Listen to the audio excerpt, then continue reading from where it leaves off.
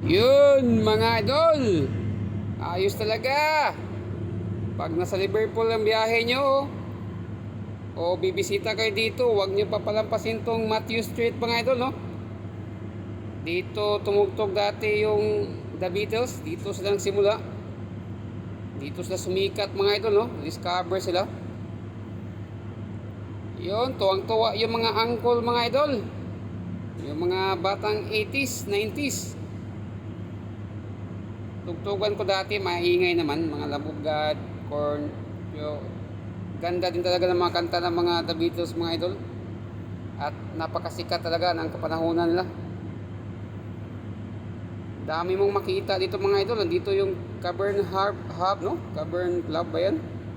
Ito, dito banda. Kabilaan to. Ito yung dito sila tumutugtog dati. Dito sila sumikat. Ito yung ano nila, oh. Si George Martin. Ito yung promoter yata nila.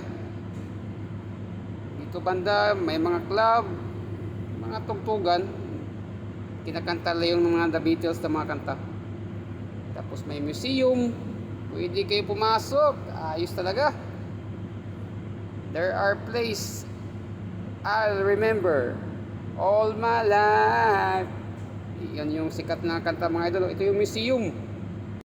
Ito museum nito mga idol, no? Sa Beatles. May mga mabibili kayong mga souvenir. Madami talaga souvenirs dito. Tapos dito, pasok din kayo sa may The Beatles, no? Club to, madaming bar dito sa loob. Tapos may mga statue ng mga sa ano, Fab Four, itong The Beatles. Pwede kayong mag-refresh dito sa loob. Inom ng konti, relax. Ayos talaga mga idol.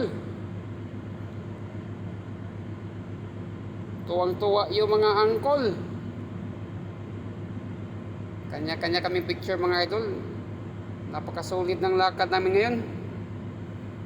Bihira ito mga itong biyahe mga idol, oh.